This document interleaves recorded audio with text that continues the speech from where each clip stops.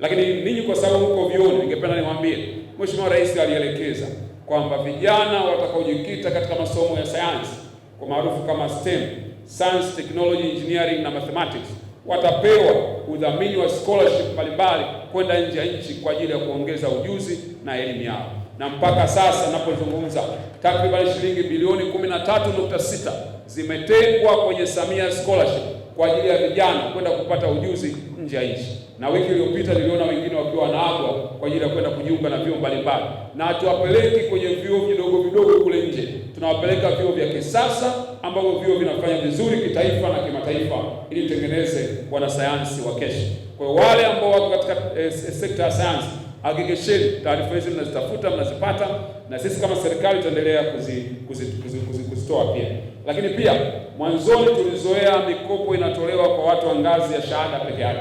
Sasa hivi mikopo pia imeanza kutolewa kwa ngazi ya diploma, na takribani shilingi bilioni 64 zimetengwa kwa ajili ya jambo hilo.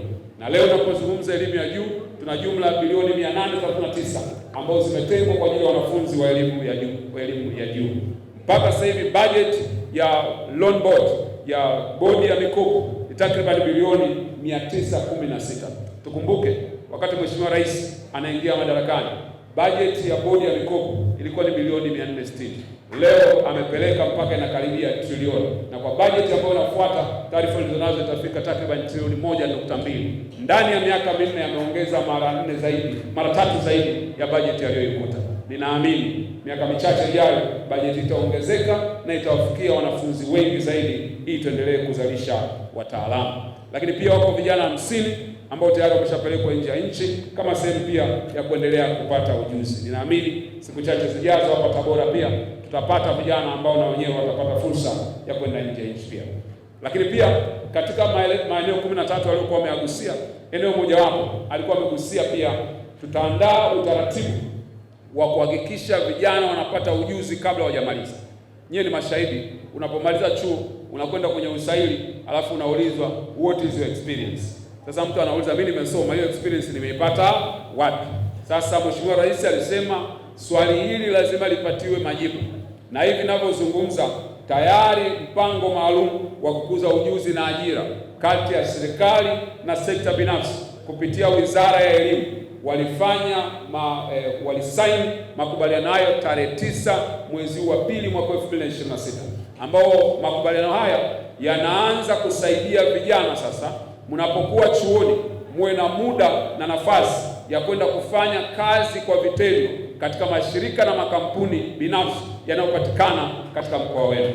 Na ndio maana ninafurahi sana, nimesikia kiwanda kimefunguliwa hapa cha briquettes cha kuzalisha mkaa mbadala, ambacho nimeambiwa kitatoa ajira takribani 200 kwa vijana. Naomba nitumie jukwaa hili kutoa wito kwa uongozi wa mkoa, katika vijana watakaopelekwa kufanya mazoezi pale. Tunajua kiwanda kile kitahitaji wataalamu wa umeme, kitahitaji wataalamu wa afya, kitahitaji wataalamu mbalimbali. Katika vijana watakaopelekwa pale kupitia mpango huu, wawepo pia vijana kutoka katika vyuo vyetu ambao wataenda kufanya mazoezi pale, ili wajenge CV, ili wanapomaliza vyuo watakapoenda mtaani wawe tayari wana uzoefu. Hayo ndio maono ambayo Mheshimiwa Rais anayo.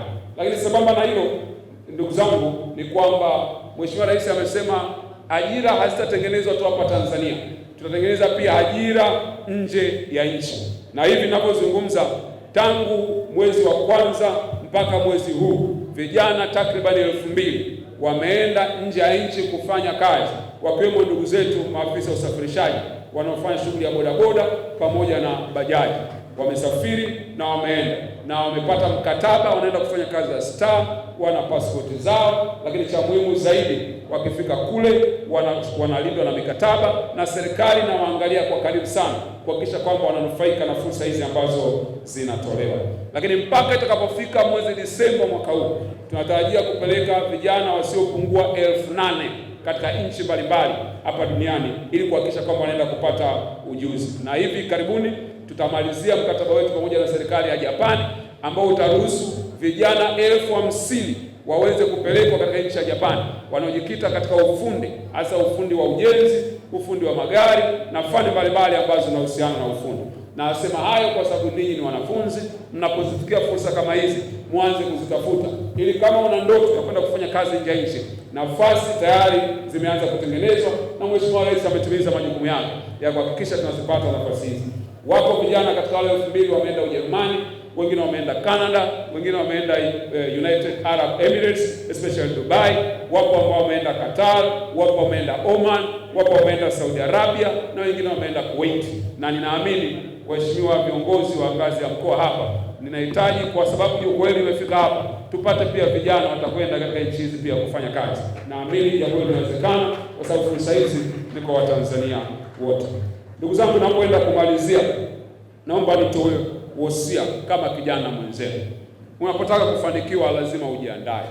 Mafanikio ni pale ambapo matayarisho au maandalizi yanakutana na fursa.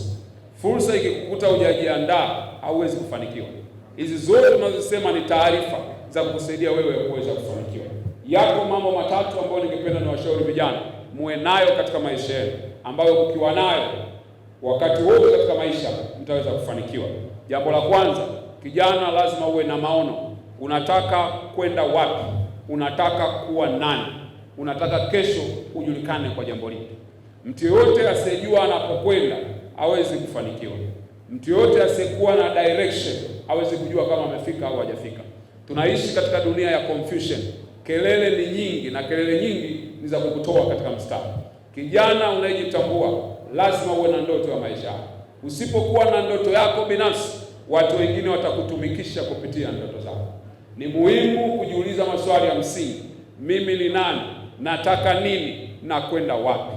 Kwa sababu muda ulioko chuoni ni muda wa kuwekeza kuhusiana na kesho yako. Umri wa maisha yetu umegawanyika katika vipindi vikubwa vinne. Kipindi cha kwanza ni asubuhi, miaka 0 mpaka 25. Wakati huu ndipo unajenga nidhamu ya msingi ya maisha yako, lakini pia unatambua mwelekeo ambao wewe unataka kuelekea katika maisha yako. Ni wakati wa kujua kesho unataka kuwa nani. Umri wa pili, miaka 20 mpaka 50, ni umri wa mchana. Huu ni umri wa kujijenga kwa ajili ya kesho na kule unakokwenda. Ukichezea umri huu utakuja kuwa mzee wa hasira unayewakasirikia watu bila sababu ya msingi. Ndio wale wazee ambao ukitaka kumpelekea wajukuu watatu ana hasira nao kwa sababu amepoteza umri wake, amepoteza maisha yake. Sasa ni simple tu. Waone Viva Promotion kwa mahitaji ya printing aina zote kama vile mabango size zote na aina zote, 3D, 2D na banners, vibao vya maofisini au sehemu za biashara kama hoteli, lodge na kadhalika. Viva Promotions wana print t-shirts na jezi, wanafanya branding ya ofisi kuipa muonekano wa nje wa kuvutia. Wanapatikana Tabora mjini, mtaa wa shule, jirani na chuo cha utumishi wa umma Uhazili. Simu namba 0762484266. Instagram @viva_promotion.